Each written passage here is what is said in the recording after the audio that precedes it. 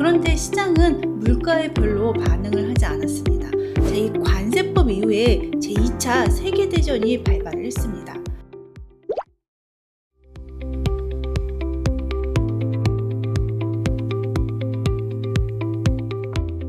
안녕하세요. 머니부티크 김정란입니다. 반갑습니다. 이번 주는 트럼프 대통령 때문에 꽤나 시끄러웠던 한 주였는데요. 이번 주에 무슨 일이 있었는지 또 그 일로 인해서 우리가 투자하는 자산 가격은 어떻게 변했는지 알아보도록 하겠습니다. 그리고 또 역사는 반복된다고 하는데요. 자, 지금 역사가 반복되고 있는 것 같은 게 하나 있어요. 그래서 그 부분 우리의 투자랑 좀 연관이 있을 것 같거든요. 그래서 한번 같이 짚어드리도록 하겠습니다. 제 채널이요 곧 4만 구독자를 앞두고 있는데요. 아직 구독 안 누르신 분 구독 꼭 눌러주셔서 4만 명 달성될 수 있도록 많은 도움 부탁드립니다. 그러면 바로 시작하겠습니다. 이번 주는요 실은 물가가 발표된 주간이었거든요. 그런데 물가가 생각보다 괜찮게 나왔어요. 그렇게 높게 나오지 않았거든요. 자, 그런데 시장은 물가에 별로 반응을 하지 않았습니다. 자, 왜냐하면 다른 시끄러운 사건이 많았었기 때문인데요. 첫 번째는 연준의 파월 의장이 소환장을 받은 사건이었죠.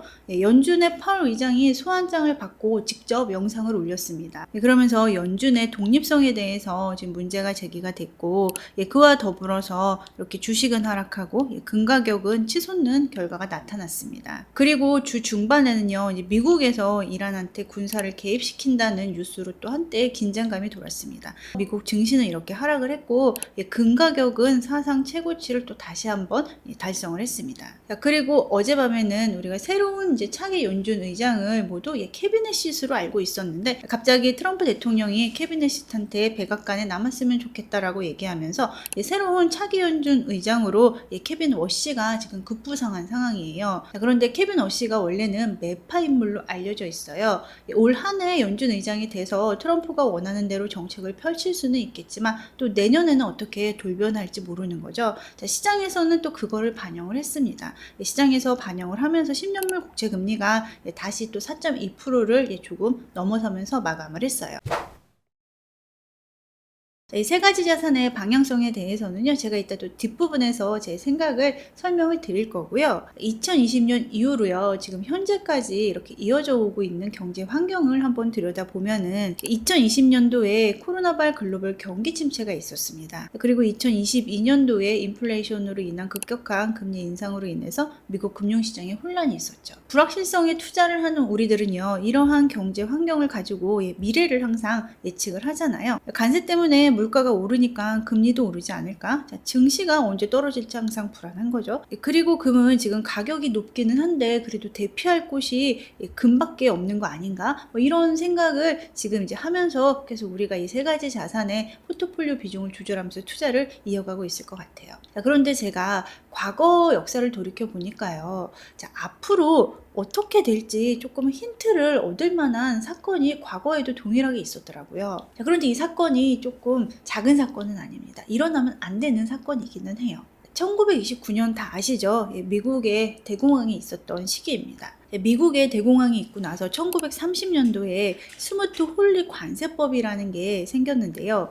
자, 이 관세법 이후에 제2차 세계대전이 발발을 했습니다. 자, 이게 어떤 연관이 있을까요?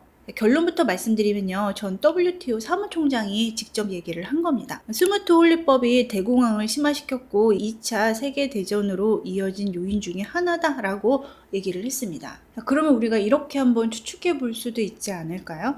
지금 경기 침체가 있었죠. 그리고 지금 관세 전쟁이 작년부터 시작 중입니다. 그런데 지금 어떤 일이 계속 생기냐면은 트럼프가 베네수엘라를 공격하지를 않나, 이란 본토에 군사 개입을 하겠다고도 하고 그린란드를 또 탐내기도 하면서 다음 공격 대상까지 이야기를 하고 있는 상황입니다. 뭔가 전쟁의 기운이 계속 감돌고 있는 거죠. 작년부터 시작된 트럼프의 관세 정책은요, 다른 나라는 모르겠고 우리 미국만 잘 먹고 잘 살 거야잖아요. 보호무역주의다 보니까 다른 나라하고 관계가 좋을 수가 없어요. 그러면서 이러한 보호무역, 자국보호주의가 다른 나라 공격으로까지 지금 막 이어지고 있는 것 같아요. 과거를 한번 돌이켜 보면은요, 1930년에도 스무트 홀리법이 시행이 됐었다라고 말씀을 드렸잖아요. 자, 이 스무트 홀리법이 2만 개 이상 수입품에 대해서 관세를 대폭 인상시키는 법이었습니다. 자, 이 법은요, 이후에 엄청난 나비 효과로 나타나게 되는데요. 1930년도 제1차 세계대전 이후에 독일은 패전국이었죠. 그래서 엄청난 배상 의무를 지고 있었습니다. 그래서 독일은 이제 배상을 하기 위해서 열심히 제품을 만들어서 여러 나라에 수출을 해서 돈을 벌고 있었죠. 그런데 스무트 홀리법이 시행이 되면서 미국은 물론이고요. 영국하고 프랑스가 보복을 하면서 이 독일 제품의 판로가 봉쇄가 된 겁니다. 그래서 독일의 경제가 급격하게 악화가 됐고, 1930년에 독일 실업률이 15%였는데 32년에 2년 만에 실업률이 2배로 뛰었습니다. 독일이 경제적으로 엄청나게 안 좋았고 이제 절망에 가득하고 또 사회적으로 불안이 가득할 수밖에 없겠죠. 그러면서 이제 나치당과 히틀러가 이때 등장을 합니다. 1933년에 나치당이 독일을 집권을 했고요. 이후에 1939년에 폴란드를 침공하면서 제2차 세계대전을 발발을 시켰습니다. 이러한 관세법 하나가 어느 한 나라의 경제를 망가뜨리고 또 그 경제를 망가뜨려서 그 안에서 갈등이 일어나면서 이렇게 세계대전으로 이어진 결과까지 나타난 거죠. 자, 지금도요, 트럼프 대통령이 계속 관세를 매기고 각 나라를 지금 궁지에 몰아넣기도 하는데요. 지렁이도 밟으면 꿈틀한다고 지금 어떤 나라에서 어떤 갈등이 또 생길지 모르고 이게 또 어디로 불똥이 튈지 모르는 조금 불안한 상황인 거는 맞는 것 같습니다. 그래서 이러한 지금 현재의 경제 상황을 우리가 투자하고 있는 자산하고 한번 빗대어서 우리가 투자한 자산을 앞으로 어떻게 포지션을 가져갈지 한번 예측을 해보자면요. 자, 이 차트는 금 차트입니다. 제가 우선 한 달 차트고 여기 밑에 있는 작은 거는 10년 차트인데요. 계속 이렇게 우상향해서 올라주고 있고 이번 주도 갈등이 계속 이어진 만큼 금 가격은 계속 사상 최고점을 지금 달성하고 있는 상황입니다. 이렇게 서로가 서로를 공격하고 지정학적으로 계속 문제가 생길 것 같을 때는 도망칠 자산은 금밖에 없는 거죠. 그래서 금이 이렇게 계속 가격이 탄탄하게 받쳐주고 있는 겁니다. 그래서 저는 금을 여전히 일정 부분 포지션을 가져가도 된다고 생각을 하고 있어요. 미국 10년물 국채 금리는 지금 박스권에서 있다가 4.2%를 이제 다시 좀 살짝 넘어선 상황인데요. 미국 10년물 국채 금리는 제가 조금 장기간으로 가지고 왔어요. 10년짜리 차트를 보여드리고 있는데 채권에 투자하는 거는요, 이렇게 기업처럼 뭐 주식의 이익을 바라보고 밸류에이션을 예측해서 투자하는 게 아니고 그 나라의 금리나 물가, 경제 환경에 의해서 움직이는 지표다 보니까 제가 조금 길게 긴 호흡을 가지고 보자라고 말씀을 드리고 싶어서 10년짜리 차트를 가지고 왔습니다.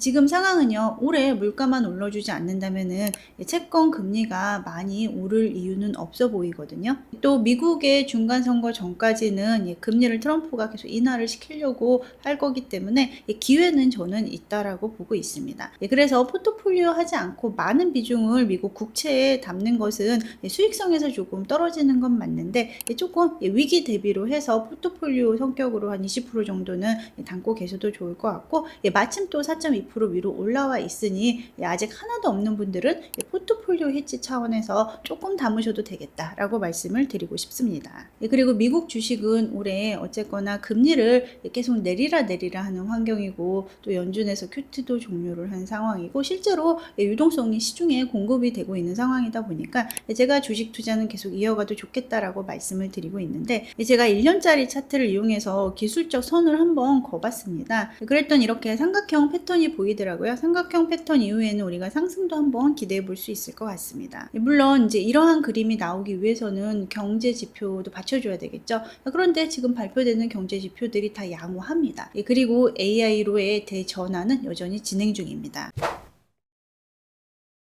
오늘 여러 가지 말씀을 드렸는데요. 말씀드린 내용을 정리를 다시 한번 해보면 이번 주에도 여전히 트럼프가 시장을 시끄럽게 만들었다라고 말씀을 드렸습니다. 연준 의장과 관련된 이야기가 나올 때마다 증시가 출렁거리거나 아니면 장기 금리가 출렁거리고 있는 상황입니다. 거기에 더불어서 지정학적 우려도 계속 이어지고 있는 상황인데, 과거 역사를 돌이켜 봤더니 스무트 홀리 관세법이 그 이후에 제2차 세계대전까지 연결이 되는 엄청난 나비 효과를 일으켰었다라고 말씀을 드렸습니다. 자, 지금 뭔가 조금 닮은 점이 보인다라고 말씀을 드렸어요. 자, 그래서 제가 드리고 싶은 얘기는, 주식 포지션 지금 아직까지 유지해도 되는 것 같아요. 그렇게 큰 경제적으로 위기는 보이지 않거든요. 자, 그런데 뭔가 지정학적으로 조금 위기가 계속 올랑말랑 하는 게 좀 보여지다 보니까 유지는 하고 있지만 이제 우리가 언제든지 금하고 장기채로 도피할 준비를 하면서 투자를 이어가면 좋겠다라고 말씀을 드리고 싶습니다. 오늘 영상 관련해서 의견 있으시면 자유롭게 달아주시고요. 제 멤버십에도 많은 관심 부탁드립니다. 감사합니다.